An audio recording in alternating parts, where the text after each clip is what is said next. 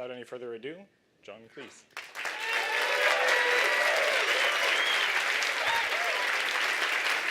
I want to sit that side. Yeah. The awful thing about getting old is that I have to say to Jason, I want to sit on this side because this is my good ear. Sad, isn't it? It's not so bad getting old. It's not so bad. Well, it beats the alternative? It beats the alternative. And also, as you get older, you realize it. As somebody once said to me, he was a general in the British Army, he said, very little matters much, and most things don't matter at all. And I think now that that's sunk in, I think it's hard when you're younger to realize that, but very little matters, really. And that's why I can look at the current political scene here and in the rest of the world and have a good giggle about it. I suppose the alternative is bursting into tears. But now, Jason, your name is an anagram of Sonia. Did you know that? I think that's where my parents got it from. Yes, Good. that's what they tell me, I think. You often get philosophical about life, and I was going to ask you, what does it all mean? You made a movie. Yeah, I made a movie. If you recall, called The Meaning of Life. I remember. It sounds maybe like you've revised some of those theories since then. I remember doing an interview on Danish television once, live. Of course, they speak perfect English. And one of them said to me, what's the meaning of life? And I said, it was really interesting you should ask that, because I actually realized it this morning. And he said, what? I said, yes, it was just after breakfast. I had this moment of absolute revelation. He said, well, can you tell us? I said, no, I've forgotten it now. He really believed me. Oh, that's wonderful. I think the main thing is to understand that happiness or adjustment is much more an emotional state than an intellectual state. And I think that any kind of practice that's vaguely meditational or even not as effective, but still therapy. I think the more that we have a disrespectful attitude towards our own egos, I think the happier life becomes. And I think the great problem of growing up at the moment, particularly for young people, is that you're told that if you're not rich and famous, your life is not really worthwhile. And that is such pernicious crap. Yeah? So I think it's interesting that you find introspection and meditation so important, because you've made your name and career partly for performance. And so how do you think show business and performance fits into all of this? Well, I think that you can be, somebody once said to me, you can be an introverted exhibitionist. And I think there's truth in that.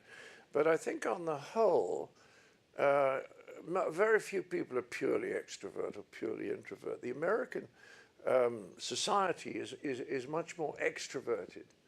And I don't think Americans are aware of that. But there's an absolutely fabulous book called Quiet. It's a completely white cover. It's written by a woman called Susan Cain, C-A-I-N. And it's called Quiet, and it's about being an introvert. And I read that 3 years ago, and it was very helpful to me, because in an extroverted society, you can start feeling that there's something a bit wrong with you if you're an introvert. I don't believe that at all. I think if you sat down with Jesus and the Buddha, you'd find that they were both introverts. And extroverted values, which are to do with fame and money and status and positions, these are all things you have no control over. Do you see what I mean? Whereas you have a certain amount of control over your inner life, because you can somehow, you can not control your thoughts, but you can decide how much energy to give to a specific thought. That was a bit profound. This is exactly how I saw this going. Oh dear, is that a bad thing? Sonia, come on.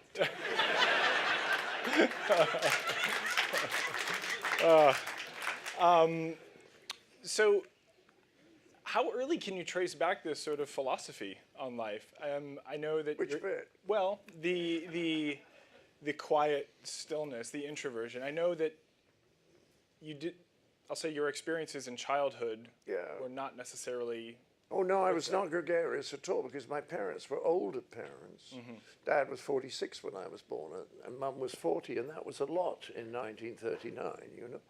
And we moved continuously. I mean, during the war, we were bombed just a few months after I was born. And my father, who'd fought the First World War, was out of there like a shot. Some people say, well, what are you running away for? And he said, well, if you're going to run away, then do it quickly. Don't do it. And we went and I started life on a farm. And we moved house 13 times in 14 years or something ridiculous. So I didn't have a chance to make very close friendships with friends because the moment I got to know someone, we moved. And when I went to school, I didn't fit in very well. But I'd spent a lot of my life amusing myself, playing little games on my own with my stuffed animals, you know. And Sammy Davis Jr. once said that he thought boredom was a great help to creativity, because when you start getting bored without a constant external stimulation, that's when stuff starts coming up from the inside, which is really what creativity is about. I'm very interested in creativity because no one ever spotted I had any till I was 22. And when I think back, I think, well, that was a big comment on the educational system in Britain at the time, because I remember being told to write an essay on time, and it was quite a long essay, and I wrote it about how I didn't have time to write the essay. You see what you mean? It's just quite neat for a 17-year-old. But nobody ever said, oh, you have ability in this area. So when I started to discover at Cambridge I could write stuff that made people laugh, then I began to watch the process, and I'm quite convinced that anything of importance creatively comes up from the unconscious.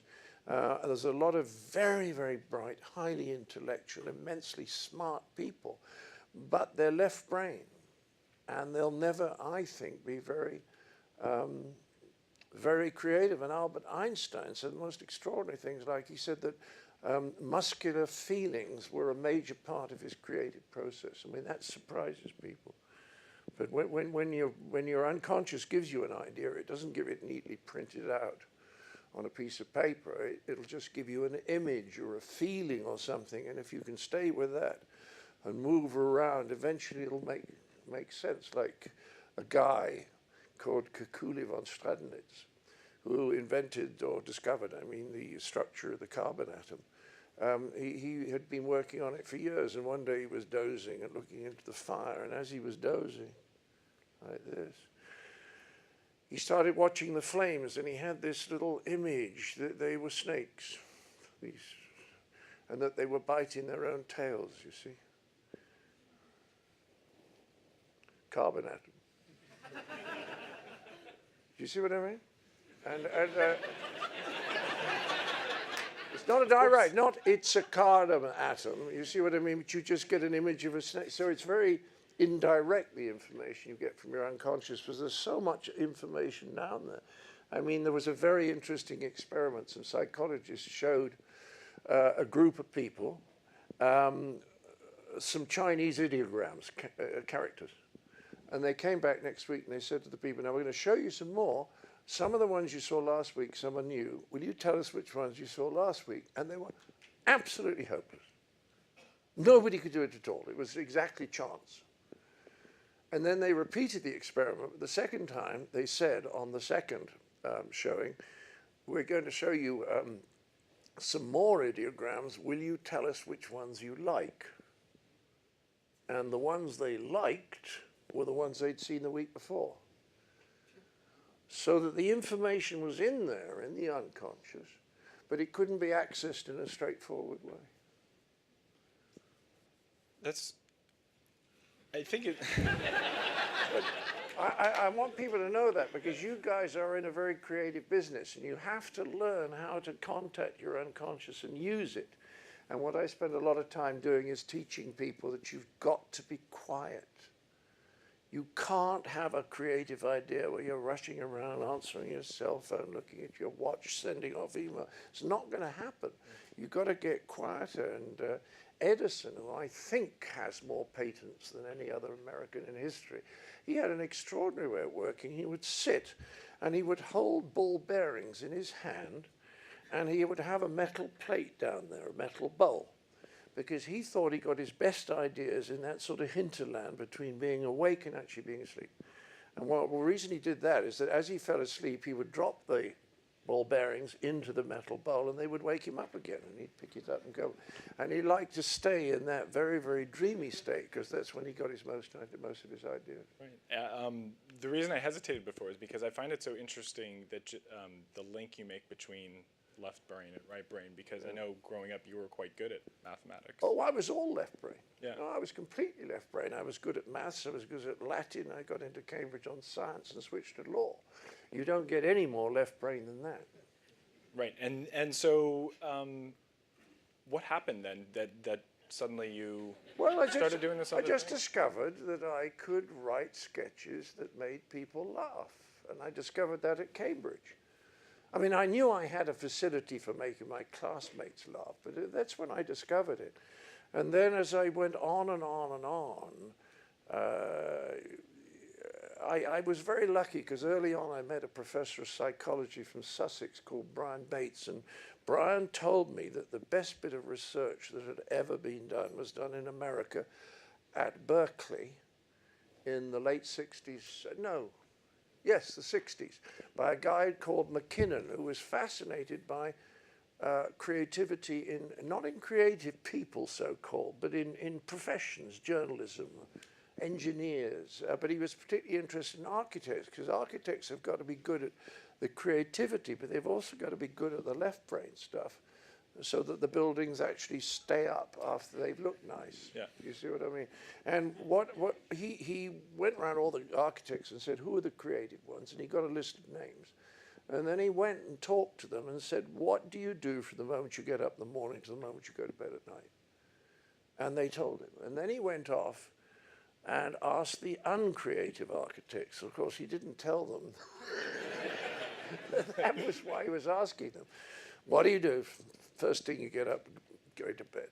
And what he discovered, there were two huge differences between the creative ones and the uncreative ones. And the huge differences were, one, the creative architects knew how to play. And he said the play was almost childlike. Because when you see children really absorbed in something, thinking, you know, what's going to happen if I pull this wing off, you know?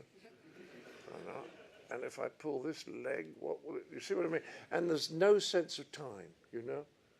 It's sort of eternal, and they're completely absorbed in it because they're interested in it for its own sake, not because they have to solve it in order to move on. And they had this ability to play. And the other thing, which will probably surprise you, was that they deferred taking decisions as long as they could.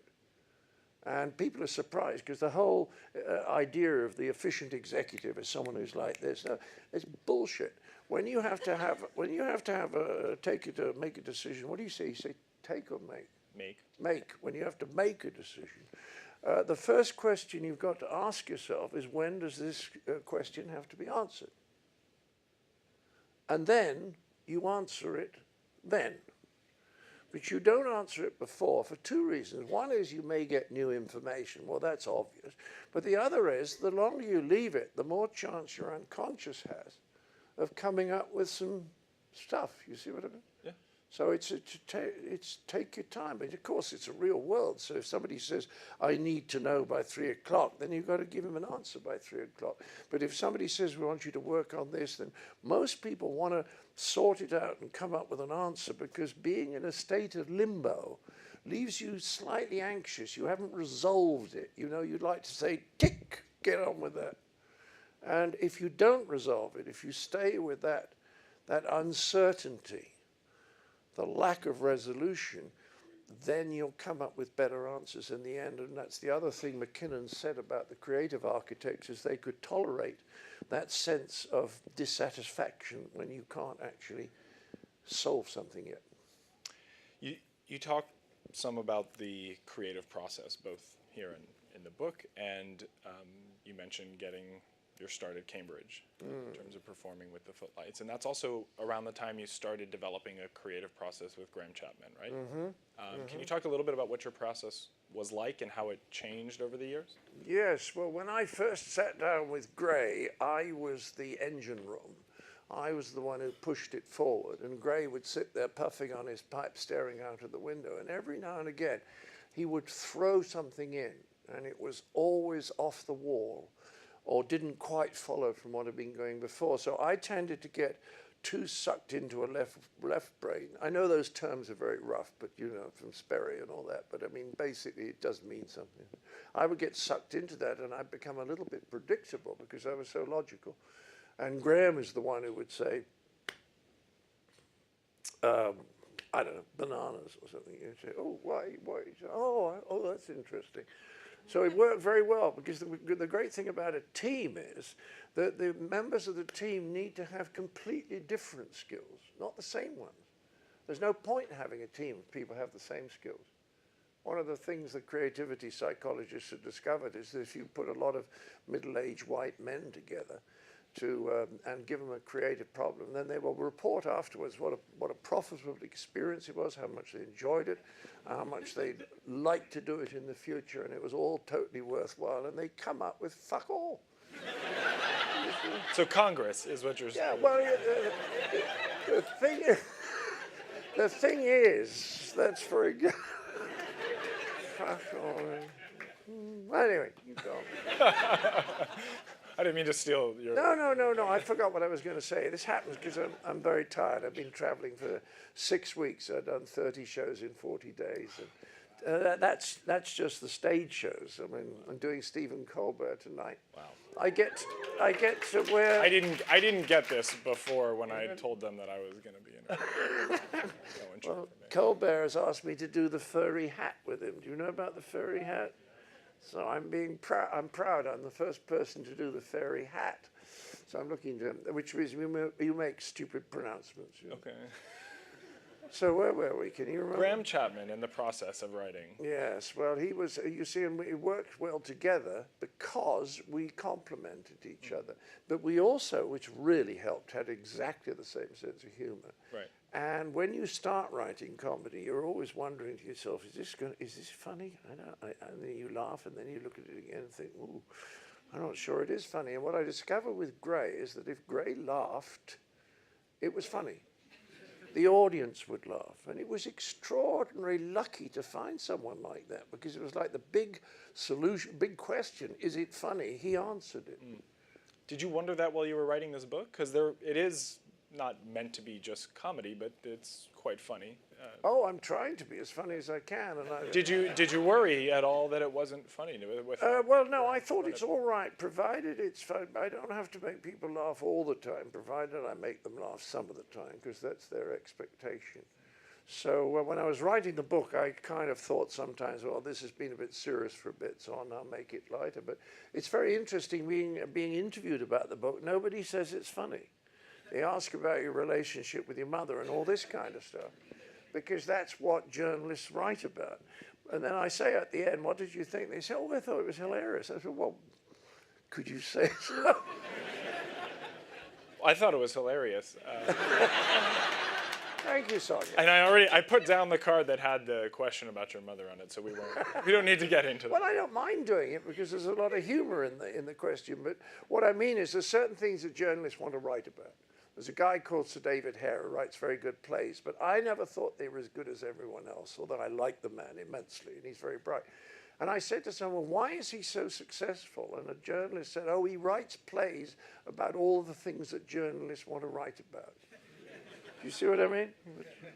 Interesting. You haven't always gotten on well with the journalists, especially in Britain, right? Oh, what a rabble. They're as stupid as the Republican candidates for the presidency,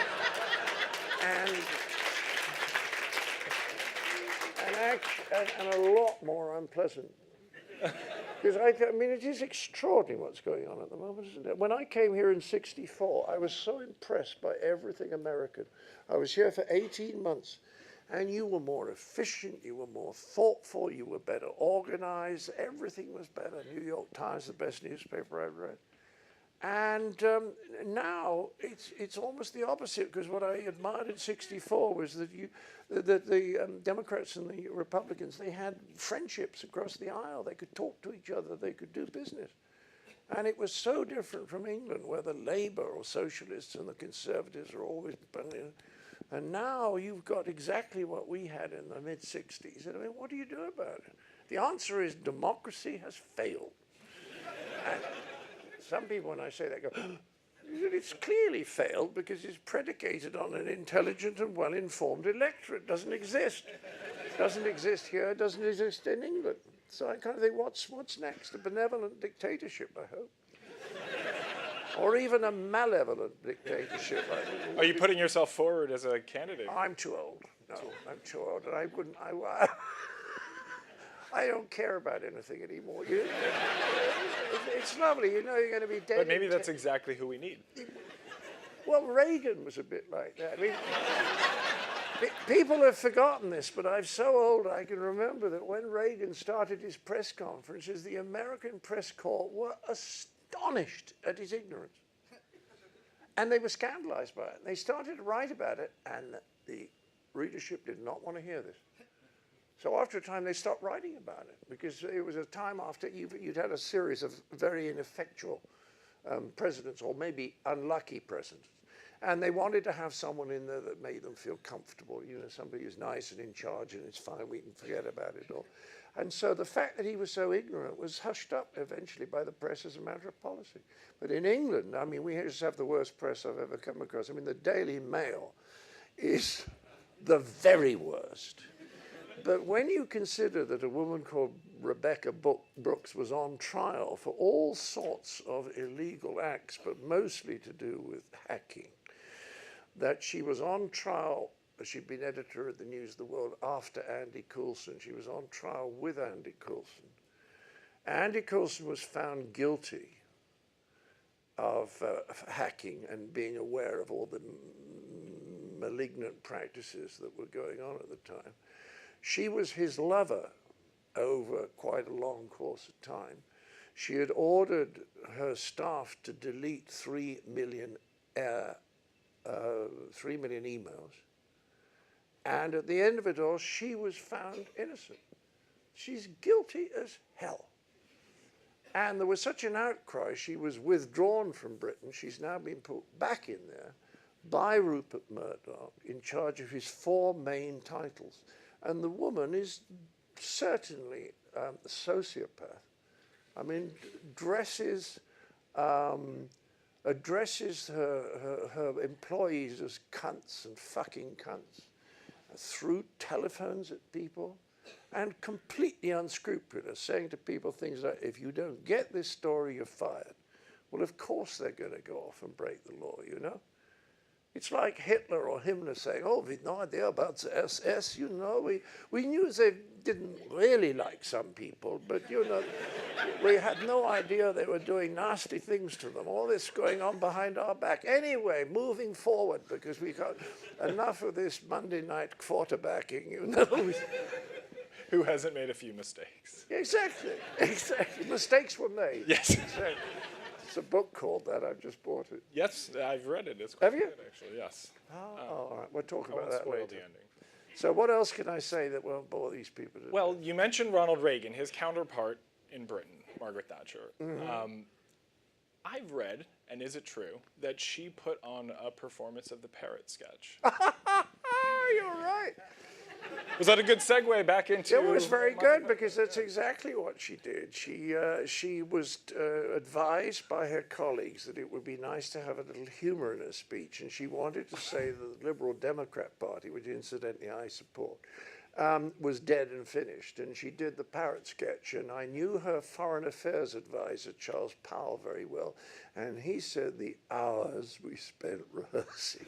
And she still just couldn't do it. And that's fascinating, isn't it? That somebody that bright, because she was very bright, I mean, she was mad, but she was bright, that somebody that bright just had no idea how to do it. It's funny. But I'll tell you something else about the sketch, because I told this morning. Absolutely true, this story. I'd done the sketch on tour, Monty Python tour, with Michael Palin. And we came off just before the end of the show doing that as the finale. And I saw an anxious and earnest young man standing in the wings. And he said, I said, yeah. He said, Mr. Cleese, can I ask you something? I said, yes. He said, the Parrot sketch. He said, it is about the Vietnam War, isn't it? Is that one? No, we all know it's about Korea. Well, actually, it's the Boer War, but you don't know about it. So the Parrot sketch, everyone knows this. It's one of the most well-known and hilarious bits from Monty Python. And you've mentioned in the process of creating these things, you're always wondering, is this funny? Are people going to like it? When you look back at your career, which you've done through the process of writing this book, what are the pieces that you'd say, gosh, the answer to that question was no, like that really wasn't that funny and I wish I could go back? Well, I think sometimes you just make things that aren't any good, and particularly with movies, it's not that surprising because you assemble a team of 30 people like that who may not know each other very well. And whether there's good chemistry, as there was on Fish Called Wanda, or not, it's a toss-up. You can't control that kind of thing. And also, there's so many of the people in charge of movies have no idea what they're doing. There's a fellow, I'm a phony professor at Cornell, and I sometimes do psychology stuff with a lovely professor there called David Dunning. And David has discovered something that's very relevant. He's discovered that in order to know how good you are at something, requires almost exactly the same skills and aptitudes as it does to actually be good at it. Which means that if you're absolutely no good at something, you lack exactly the skills and aptitudes that you need to know that you're no good at it. Now that's tremendously funny, I think. The worse you are, the less chance you have of knowing how good you are at something. And that explains a lot of life, but particularly the Hollywood studios. Because these people have no idea what they're doing, but they have absolutely no idea that they have no idea what, and that just fills them with confidence, and that's the dangerous bit. It's a confidence mixed with the anxiety over not feeling. Oh, and the anxiety, and I think at a deep level they actually know they don't know, but they can never say that. I remember sitting in the office of an executive in Disney, and I'd written a script to which she'd said, we don't get first drafts like this. This is 75% of the way there. And then she started telling me what we wanted to do with the script. And I said to her, let me explain, I cannot do that because I don't know how to sit down at my desk to make the script worse. You see what I mean? I don't know how you do that. I suppose you have lots of ideas, and then you say, that's the worst one, so let's do that. So I walked away from the movie. But they have no idea what they're doing. If you ever have another project like that, I'm sure I could help make it worse. Right. You mentioned A Fish Called Wanda. It's one of your biggest successes, especially in films. You're working on a musical? Well, I'm working on a musical. I wrote the first draft of the book, the story, the dialogue with my lovely daughter. We'll have to, the trouble is we're trying to do a deal with MGM because they own the rights, and of course they want 99% of everything. So I don't know if that will work, but I'd love to do a musical. I mean, I'm actually terrible. I mean, I'm so bad at singing and anything musical that when I actually got into a Broadway musical, by accident, I was told by the musical director not to sing. He said, just learn the lines and mime. I'm that bad at music, but I would like to do a music because that's not an experience I've ever had. And I've actually just been offered a possible sitcom here in America, very offbeat, a sort of Larry David type of thing. Oh. So that's around, and I've also recently adapted a wonderful French farce. Now, you Americans, I think you don't know so much about French farces. It's not so much of your culture as it is in England. But the one I've adapted was written in 1890 by a guy called Georges Feydeau. And it's better constructed than any comedy I've seen in the last 20 years. They understood in those days how to create these wonderfully complex plots that were almost like bits of clockwork. You know what I mean? And they're just superbly created. So I've pinched that because it's out of copyright. And I've turned that into a stage play. So I've got various things Okay, going. you've got some things going. Do you find yourself watching television these days? No, I don't. And I tell you why, because I've realized, I think I have become extremely wise because, no, seriously, because Plato said that Socrates said that wisdom was really knowing how little you know. And I sincerely believe now that I know almost nothing. And I think that I'm sitting in a room with people who do think they know things. Well, you know, and I'm very skeptical about it all. I think we don't know anything important. And if you follow the history of science, it's terribly funny that scientists keep announcing either that they've discovered something or they're very, very close to discovering something, except it never happens. There was a professor, a philosopher, a guy called Karl Popper, who was the best, I think, the best philosopher of science of the last century. And he called it promissory materialism, which is, it's going to be there any moment, but just, you know, and then I remember the AI stuff coming 15 years ago. Oh, we're just from the edge of cracking. What is that noise? It must be construction. Oh, really? Oh, I thought it was a microphone. And he said, you see, I don't. He said that scientific progress is all about falsification. That if you can't falsify something, then you can't prove it either. Do you see what I mean? Right. If you have a theory, that theory has got to be tested and is falsifiable. And I think people don't understand that, and they constantly think that scientists are cracking it, and they're never cracking it. They're just improving things bit by bit. But often they go down an absolutely, completely wrong road. I mean, there was a physicist called Lord Kelvin who, I think it was about 1898, yes, I think it was 1898, announced that all the problems in physics had now been solved that were important, and that all they were doing now was arguing about the fourth decimal point, right? That was 7 years before Einstein discovered relativity, and that world, the predictable materialist world, fell apart. But they were absolutely convinced that they were there. And I think that's the question now. I was talking to a very clever man called Rupert Sheldrake recently, and he said they're now trying to replicate a lot of experiments that have been done that are not replicating. That 60% of the experiments in social science that have been part of the knowledge of social science, they're not able to replicate them. And a smaller percentage, like 45, is true of medical research. So everything's beginning to change. There are all sorts of odd theories out there. Maybe the physical laws of the universe evolve. And I think we don't know, you see. But what I notice about scientists is they don't want to know about the philosophy of science.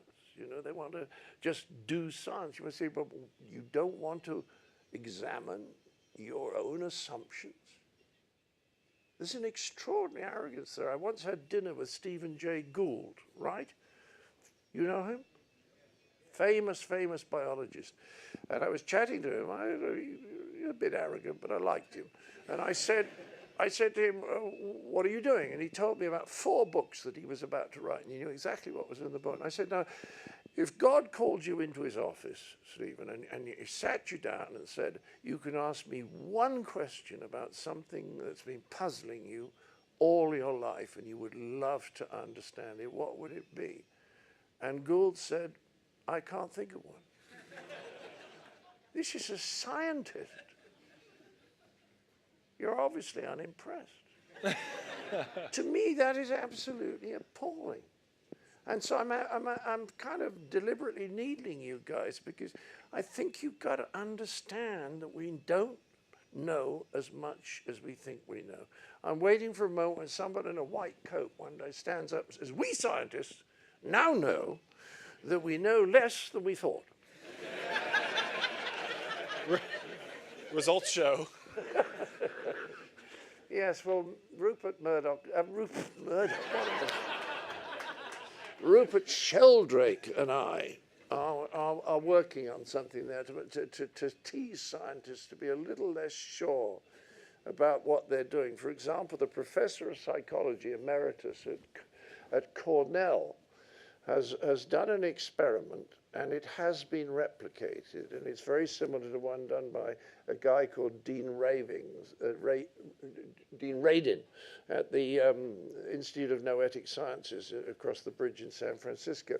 And what Dean did, which is a very simple version of the experiment, is he sat people down in front of a television screen, and he showed them three categories of pictures. He showed them pictures that were of everyday objects like a telephone or a glass of water or a boot. Then he showed them nice, very slightly pornographic thing, but nothing hard or shocking, just rather sort of sexy, nice, warm, makes you feel, you know, sort of pictures. And then he had a series of pictures of things like accidents and operations that make people go, and he would send these pictures into the room where the subject was sitting looking at them on the screen. And what he discovered, because the subjects were wired up with that sort of lie detection, so if you know how they, what is it?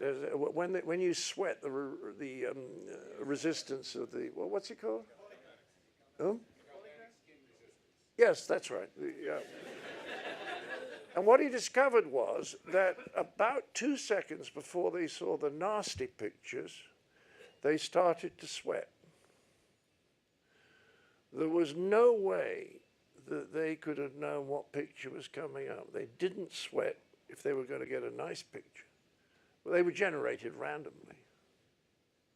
Now, you can't explain that. And this is a professor who carries it out, and other people have replicated it. So there's an awful lot going on. Oh, somebody's leaving. Bye, have a nice lunch.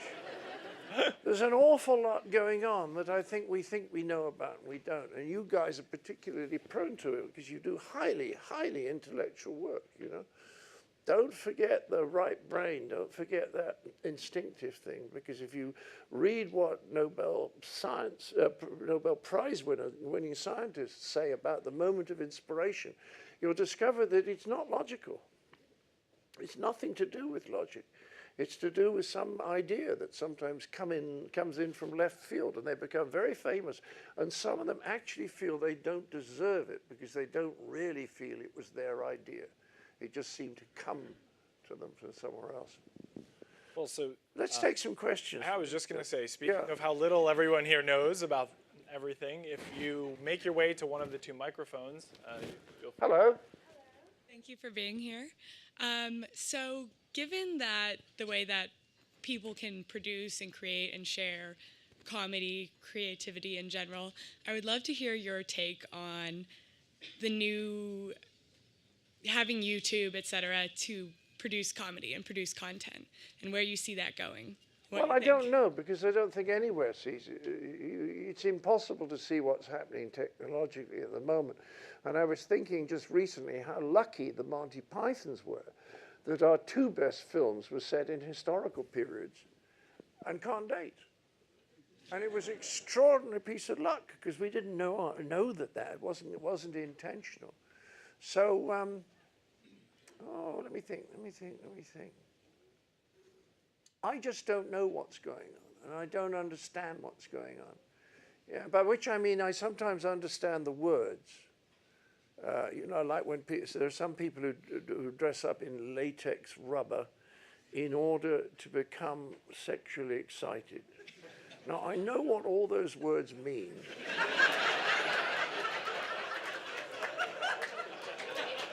Right? I mean, the idea that anybody seriously is interested in the Kardashians, I'm utterly mystified.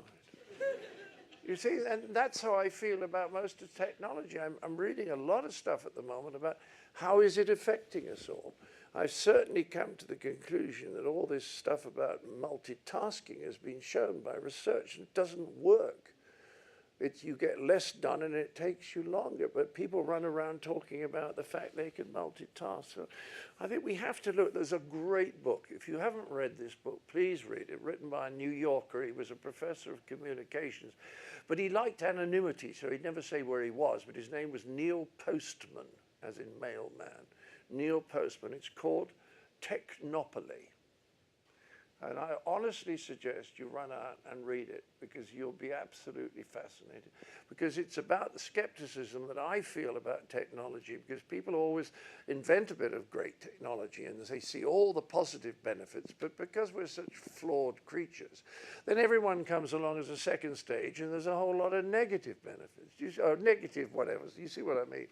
And people never see that. Sir, ask a question. I was wondering if you would tell the story of how the Ministry of Funny Walks sketch came about. Oh, yes. Well, I can't because I didn't write it. It was presented to me by Michael Palin and Terry Jones. They'd written it, and they said, will you do it? And I said, yeah, I will. I wasn't very keen on the piece. I never thought it was anything like as funny as everyone else did.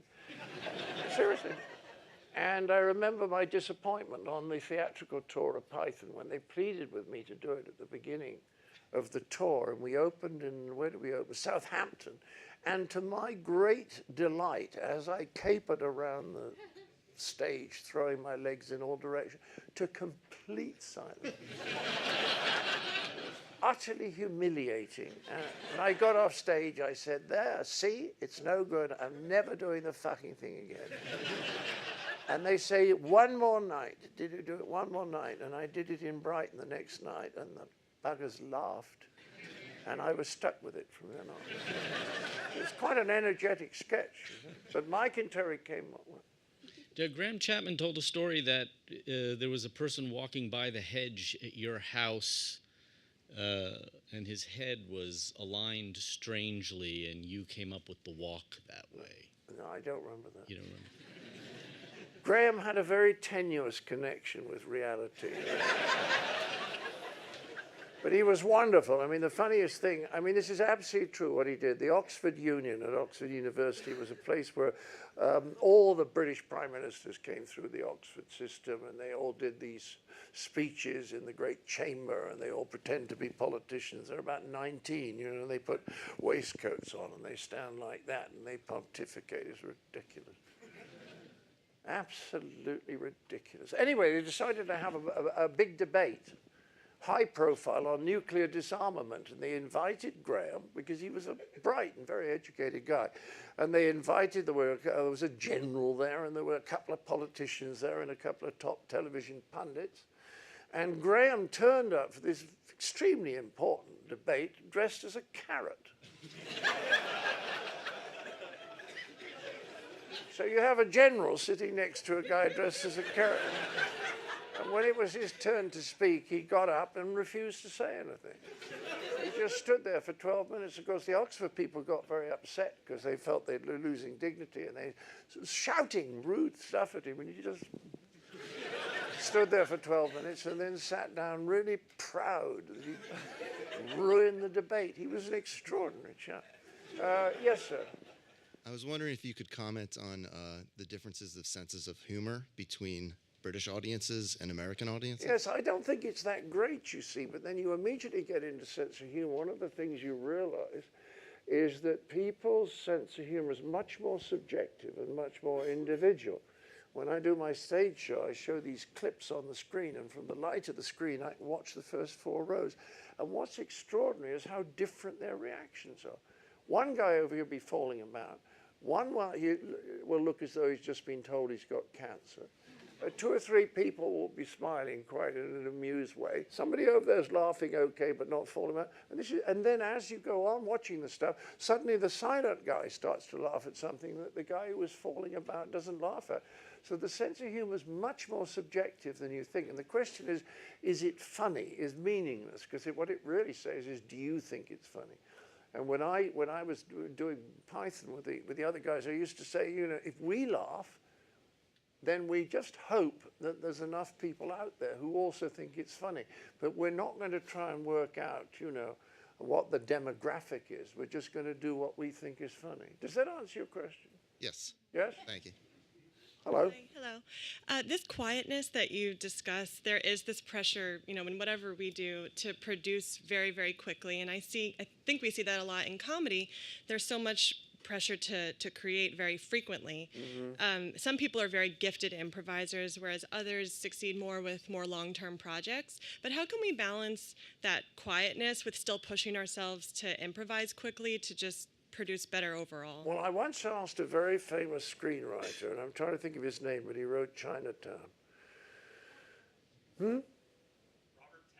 Robert Town, thank you. I was presenting an award to him. I was asked if I present an award at a big writers' get-together, writers' award ceremony, which I accepted immediately because I knew there would be no journalists or photographers there.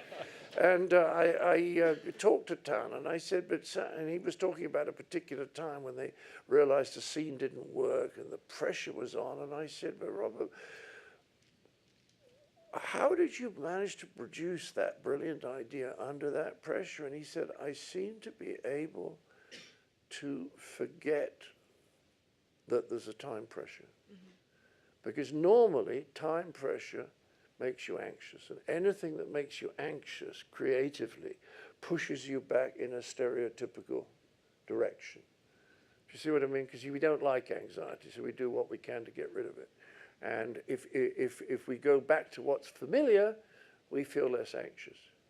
Do you see what I mean? Yes. So I think the only thing is, if you've got a boss who doesn't understand this, you're fucked. But if the boss understands it, then he'll understand why Einstein at Princeton was famous for sitting in his study with his feet on the desk, staring out of the window. And it was all right for Einstein, because people would thought, oh, he's having profound thoughts. But if you did that, people would think, lazy person, let's fire it. You see what I mean? So it's essential in organizations that you have people who understand the process. And I think because of this constant pressure, that the people in charge frequently don't understand anxiety makes people go along more conventional lines. Thank you. Okay. So you have to find a way of cutting yourself off and creating what I call a space by creating boundaries of time and boundaries of space. I will now be in this, might be the middle of a park. I had a friend at Cambridge, he had 4 brothers, he used to go into the toilet when he wanted to think. You've got to create a space where you're not going to be interrupted, because interruptions are absolutely fatal for creativity. And you've got to give yourself a certain space of time. And the first thing that happens when you sit down is you start having all these thoughts about things you should have been doing. Should have called Frank. Oh, got to remember to buy that. You see what I mean? And it's like meditation. You have to do it for a time. And then as the thoughts settle, then slowly you get into a calmer, rather nice, relaxed, meditative state, which I like. And that's when the ideas start to come. But you can't do that. That's why I think reading Susan Cain's book about introversion, you can't do that in one of those offices where there's someone every 4 feet. But then who would know that? Because the people in charge have no idea what they're doing, remember? Okay? Thank you. Hi. I'd love to hear about your writing process and how you think about, when you're creating a character, just sort of like the elements. Well, creating the character, what happens after a time, if you've got a character in mind, is that you start thinking, would he do this? Would he do that? And you think, yes, he would do that. Yes, yes, yes. And you think, no, he wouldn't do that. No, that doesn't feel right. And it's like points on a graph. You begin to find points about, oh, he would do that. And then he becomes more of a character in your own mind. And then I began to understand that some novelists say sometimes they're writing a character and it's almost as though the character they're writing becomes alive and takes the novel over. They sort of have to follow the character.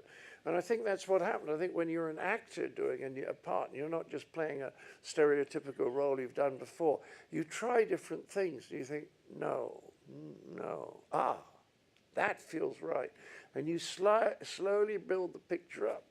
And as the picture becomes more comprehensive, you feel more and more strongly that this is right for this character and this is not right for the character. So far as my process is, what's really different from anyone else, because I've talked a bit about the creativity with that young lady we just spoke to, what I think is so important to do is the plot. The story is everything. I can't remember if I mentioned William Goldman, but he was a great friend of mine, and he won 2 Oscars, Butch Cassidy and All the President's Men. And he says, if the story's right, then everything follows. And if the story isn't quite right, then it doesn't matter how brilliant everyone else is, it'll never quite work. So I say, if you're writing a comedy, and this is specifically comedy, get a funny story with funny situations. Most people create a story that's not really funny at all, only very, very slightly funny, and then they have to put lots of jokes in. But if you can create a story that has funny scenes, then all you have to do is write the scenes in a reasonably authentic way, and you've got a comedy. So never ask time. Old people sit down at their typewriter and they do scene 1. You forget it. Connie and I, when we were writing 40 Towers, we never started to write dialogue until about 2.5 weeks into the process, by which time we had a big pad of that sketch paper that you can get in artist material shops, and a plot, because you think of an idea and you think, where would that come? That would come about there, and you write that in there, and you get an idea for the ending, and over 2.5 weeks, you've actually got a plot, and then you clean it up a little bit, and then you start writing it. Thank you. Okay. Yes, sir. I think in the beginning few chapters of your book, you mentioned getting bit by a bunny as a child in a garden. Oh, yes, I thought it was very funny. My first experience of being on a farm was that a rabbit bit me. So I didn't finish the book yet, so I'm wondering, maybe you answered this, but does this have any inspiration for the killer bunny? When I was writing the Holy Grail. Right. I don't think so. I don't think so. Let's have another one from that. My question would be about whether you think there should be any limits to what is considered comedy and what the role, if any, political correctness should play in comedy. I think political correctness started out as a very good idea, which is let's not make mean jokes, particularly about groups that can't look after themselves so well yet because of their position on the socioeconomic scale. I thought it was a good idea. Then it got extended ad absurdum. And I now think it's become quite pernicious, which is what happens with good ideas if they're taken too far.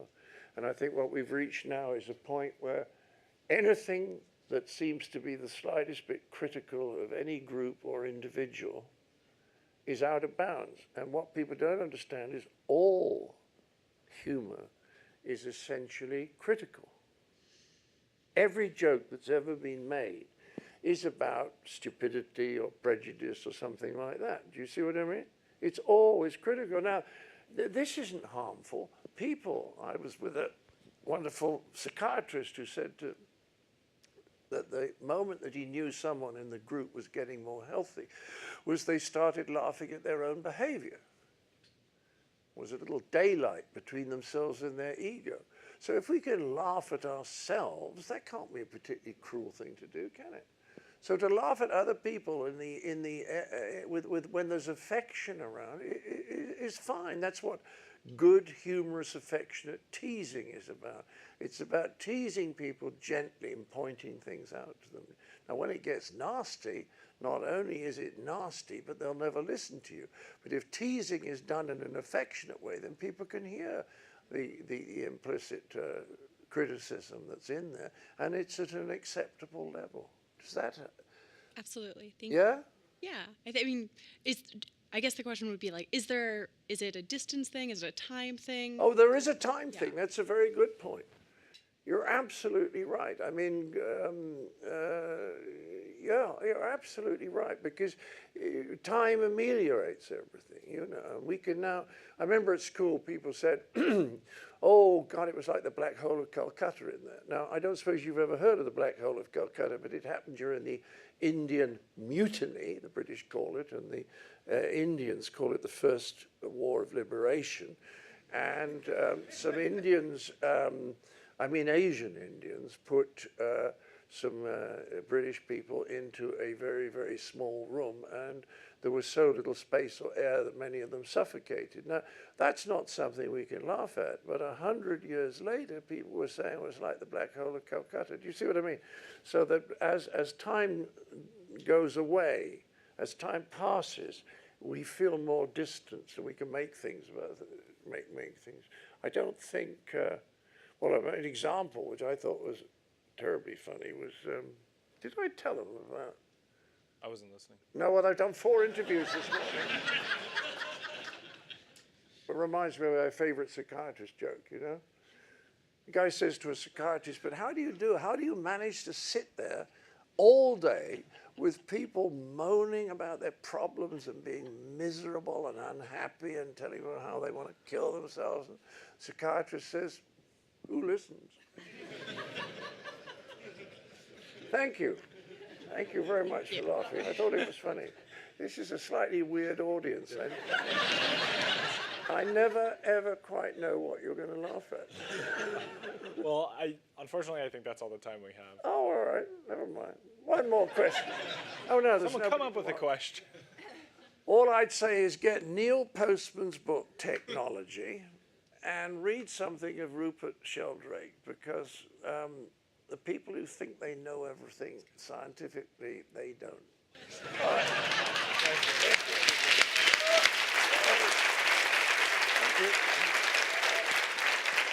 What do you want me to do?